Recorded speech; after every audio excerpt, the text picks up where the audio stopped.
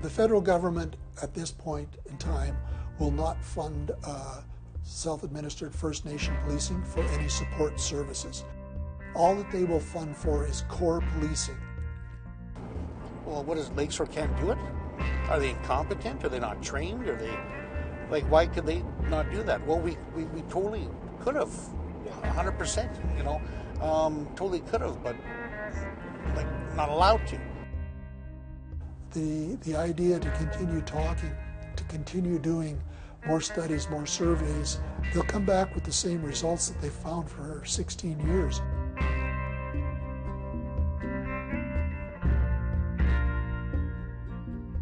We as a program have been set up for failure. But despite all of that, you'll see successes. How are we doing? Hi. Good. So this is our Axon Body 3 camera that each member here on patrol actually carries. I suppose it's also a way you're accountable to the community as well? It is, yeah. We are accountable to the community, and let me tell you, if we're not doing it right, they let us know, which I appreciate. Who better knows what we should be doing than our community members?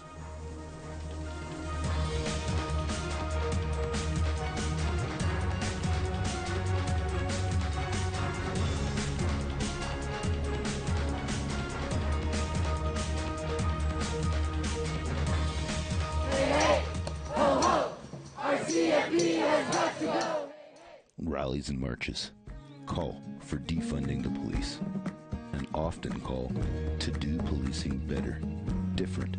We are not putting enough money into programs that are saving people. We are putting money into programs that are killing people.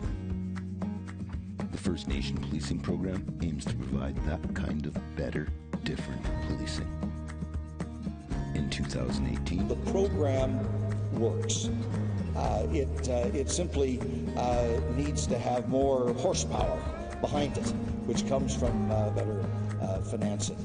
In 2020, I want to be clear that the First Nations policing program has been a program for more than 3 decades in this country. It needs to become an essential service. The government spoke, but in 2022, the Canadian Human Rights Tribunal ruled that the First Nations policing program discriminated against the community of Tsuut'ina by not providing funding equivalent to non-Indigenous police forces. The communities cannot compete with the packages that other police services offer. So that's discrimination right there. The solution laid out by the CHRT is clear: more funding. But over in Alberta, the province is looking at creating a new non-Indigenous police force. Something that won't solve the problem, according to local police chiefs. There's not a desire to see a provincial police service here in the province of Alberta. I know that our 5 nations are not interested in the Alberta Provincial Police Service being here.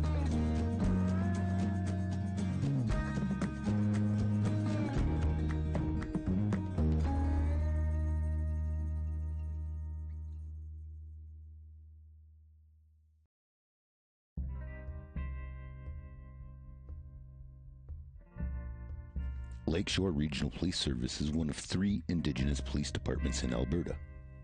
Located in Driftpile Cree Nation on the shore of Lesser Slave Lake, it serves 5 First Nations: Sawridge, Swan River, Sucker Creek, Kapawino, and Driftpile.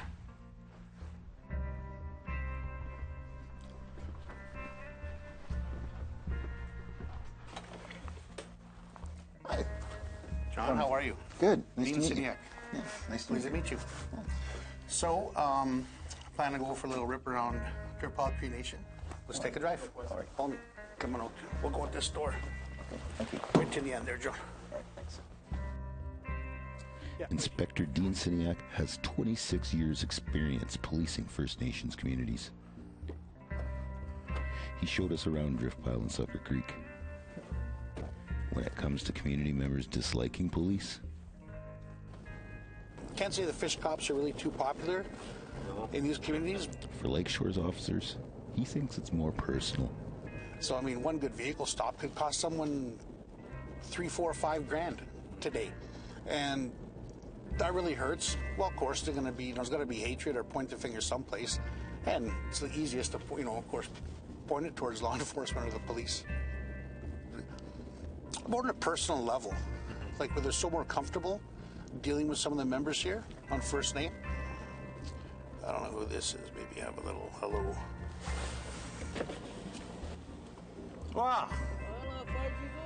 How's things? Good. This is Robert Sebastian. Hey, I'm John. First names and community involvement are important. You know where to find me. See you, Robert. Later. But it's up to our guys, a little bit of a push from us, but to get out there, go to round dances, and we have 2 members actively participating in sweats now within the community. We encourage the members to participate in as much stuff as they can, and it's working well. It helps recruits from becoming jaded. Talking to some of the recruits we have, you're not going to get to really know those people unless you go to these events and do something, because you're always going to know the guy that's driving impaired, the guy that's in the, the guy we deal with all the time with stolen property. And that's just who some of our members, that's all you deal with, that's the only person you get to know. And sometimes they work alone without immediate backup. Well, sometimes you did, sometimes you just couldn't, and it's hard to sit in a driveway when you know there's a domestic and something going on, and then you have to wait 40 minutes, or longer. And I know that's, so guys just, used to go. Recently, they've had some help from local security. So they started their security program when COVID first hit. They kind of had all the entrances locked down here. We did a search warrant at a house and called security to sit in the house. Yeah, they really know their grounds or their duties. But we'll certainly work a lot more with them here.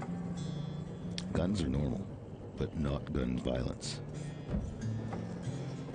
They're everywhere. Yeah. I mean, every house has the gun behind the door kind of thing. But complaints, no. We have seen some good weapons, different calibers, sawed-off shotguns and stuff, but mostly we can pinpoint that right back to our druggy kind of crowd. And then, we did a drugs and gangs unit. If it was our own, oh man, we could generate targets daily, whether on or off reserve. The thing with the major crimes, this murder, actually we had one in Swan River. The scene was looked after. Ident was already there. We had the bad guy in custody. We had witnesses interviewed, and we still had to call major crimes to come in and basically review stuff and lay the charge. And it was doesn't make sense. They can't close that file until RCMP Major Crimes investigates. I know that we have, half our office, just the other half being too junior, but we'd have half our office that are very capable of completing a very complex investigation. But support services and specialized units are not allowed. The federal government at this point in time will not fund self-administered First Nation policing for any support services. And those are things like police service dogs, forensic identification, major crime homicide investigation, dedicated drug investigation unit, those type of things. All that they will fund for is core policing. Dale Cox is the chief of the Lakeshore Regional Police Service. He's been in policing for 43 years, 13 as Lakeshore's chief. First Nations have long required the proper police service that fits their culture, traditions, and their communities. And under a community-based policing philosophy, we've discovered that in order to really reflect the communities that we police, we need to be part of those communities. And that is a requirement for new recruits. So all of our cadets for the last 5 years have had to complete a cadet cultural program that was community-based. And what that meant is they can't just go online and research something to do with cultural, traditional. They have to actually go out and meet with the public and have the public be involved in teaching them part of those. Once on the ground, those recruits work hard. Our workload is so high that we end up with burnout amongst our members. They took this job recognizing that that was their job, to protect the community and to be there for backup for their other police officers, so they don't say no. And the funding style of the FNPP doesn't help.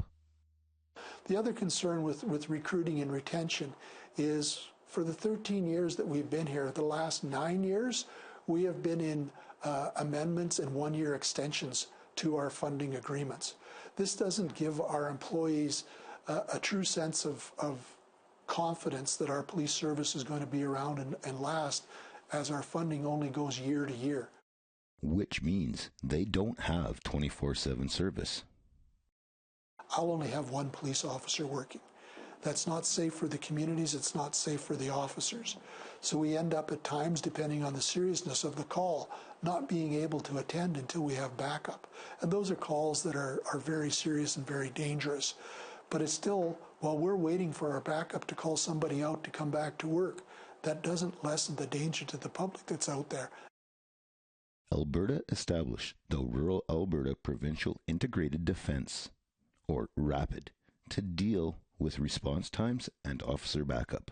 The rapid response that you speak of that Alberta put out really would be of no assistance to us, because those resources that they want to put into those are not present in our area, or if they are, they're very, very limited. On top of that, the First Nations have said there's some history with some of those services that need to be sorted out before they're ready to accept them in those roles. And Alberta wants a provincial police service. I know that our Five Nations are not interested in the Alberta Provincial Police Service being here. They're very happy, or they want to continue with self-administered police service, where the members of their community are make up the police commission. And when a police force has restrictions on the kind of policing they can do, it risks making them look incapable. Well, what is Lakeshore can't do it? Are they incompetent? Are they not trained? Are they, why could they not do that? Well, we totally could have, 100%, totally could have, but not allowed to.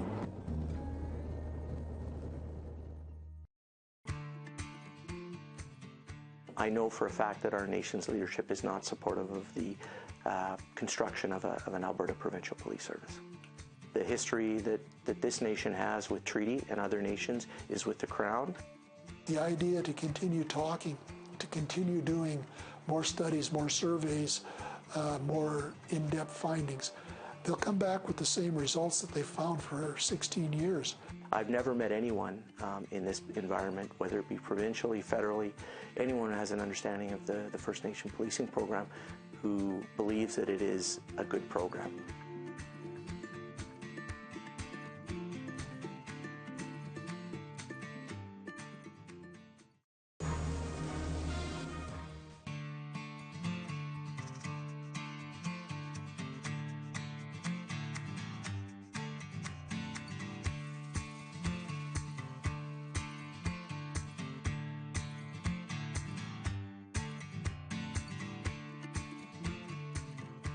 I know for a fact that our nation's leadership is not supportive of the construction of an Alberta Provincial Police Service. The history that this nation has with treaty and other nations is with the Crown. Obviously, the history, although is not a great history in policing, but the RCMP do represent the Crown. And we're very fortunate to receive incredible support here from our nation leadership, where we have 16 of our officers that are completely funded by the nation. And it's also important to note that the building of our new structure here, which is coming on 5 years now, as being a 5-year-old building, was completely and fully funded by the nation. Keith Blake is the chief of the Tsuut'ina Nation Police Service, which borders on the city limits of Calgary. Blake says the service is rooted in the history of Tsuut'ina. although the RCMP were the policing service of jurisdiction prior to 2004 for many years, we also had what was called Tsuut'ina, and that's what our community calls us, which is the Black Warrior. That's translated into Tsuut'ina. And we're the peacekeepers, we're the protectors of the tribe. And we relish that we have a long history. And we weren't just starting in 2004. We have been here since the inception of this tribe. Unlike the rural areas, Tsuut'ina police often don't wait for backup. We have an officer complement that usually supports for us to enable to do it in-house without receiving that support. But I can tell you there are circumstances where we rely on the Calgary Police Service, another great policing partner, to enhance that when needed. We also rely on the RCMP, but I can also say that we also provide that similar support to both those organizations where our officers provide backup to the RCMP members in our neighboring jurisdictions, and as well as to the Calgary Police Service. They work well with other police forces, but the Tsuut'ina provide something different as well. Culture. We don't call it cultural competency or cultural training. What we do is reframing our relationships with Indigenous communities.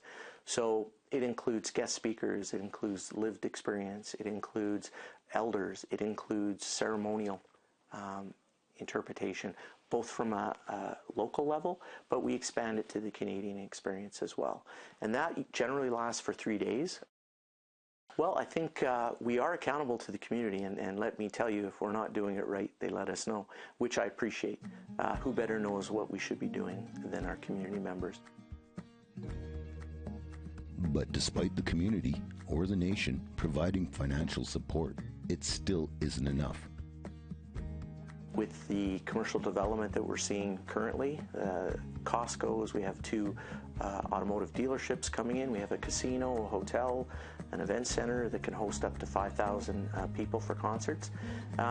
We wouldn't have the officers to do the job effectively. We would not be able to provide the community support based on the tripartite funding only. So in our case, what we've looked to is grants, where we look at applying for grants that are done through the province or the federal government in order to do that work. So thankfully, we've been very successful in doing it. Last year, our grant contributions that would not be there had it not been for those applications was well over $1 million. So that allowed us to do the programming, the prevention, and the community outreach that the First Nation Policing Program doesn't give us funding to do. The FNPP is discriminatory according to the CHRT, but it gets worse. We, as a program, have been set up for failure. But despite all of that, you'll see successes. I've never met anyone in this environment, whether it be provincially, federally, anyone who has an understanding of the First Nation Policing Program who believes that it is a good program. They all agree it needs to be changed. Change is long overdue. Tsuut'ina Nation Police Service uses body cams as one measure of accountability. We were shown these cameras.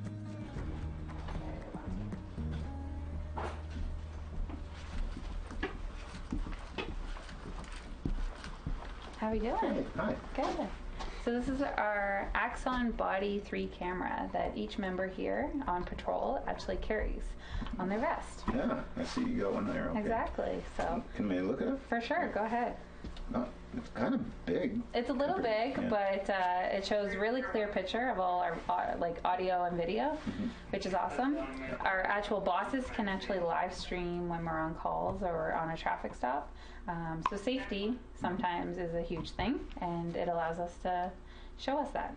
Right. I suppose it's also a way you're accountable to the community as well. It is, yeah. So it actually shows what we're doing on the call. So if we need to replay it at any time, we're able to do so. And then on our phones, we actually have an app that connects right to our body cam. So we can take photos, videos, audio messages, or audio like statements. And then our citizens that might be on the file can actually upload videos and photos from the file right to our Axon. So kind of like airdropping it to you. Pretty much, almost the exact. Where are we going now? We're going to our cells. We have 4 different cells that we recently just had painted by Tsuut'ina artists. So. That's nice. Yeah, they turned out really nicely. And then different artists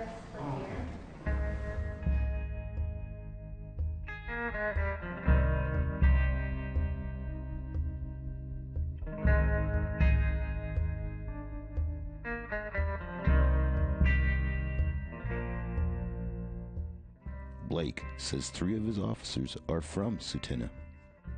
We have 3 current nation members who are also police officers. About 60% of our complement in officers self-identify as Indigenous. I think if I could reiterate the importance of recognition for the officers that are doing this job. They're facing a lot of hills and mountains to climb that other police officers don't. They don't receive the same salary, the same benefits, the same pensions, and they deserve that. They need to receive that. In an emailed response, the Alberta Ministry of Justice says the federal government needs to unfreeze the First Nation policing program and enter into discussions with Alberta to increase police funding. They also want the federal government to fulfill its promises on policing First Nations in Alberta.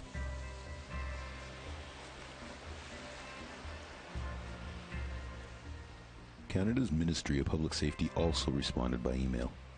They say their position is that the CHRT ruling erred by ignoring the beneficial impact of the program to communities. Nonetheless, they say they are committed to supporting the program as well as expanding to new communities. They also say they are seeking engagement from First Nations on new federal policing legislation.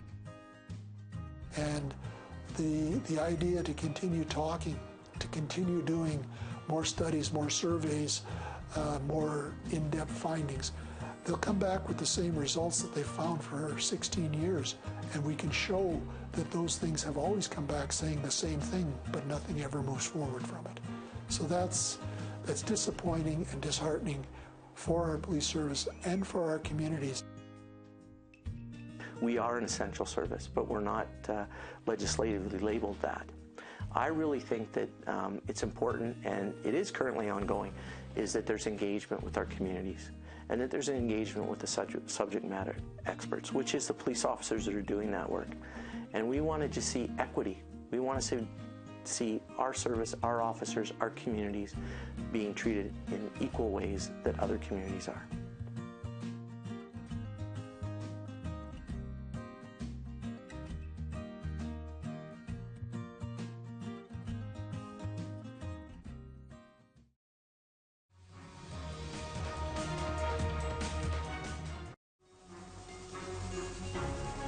One of the reasons I think this has changed is the recent discovery of the unmarked burial sites of children who attended these schools.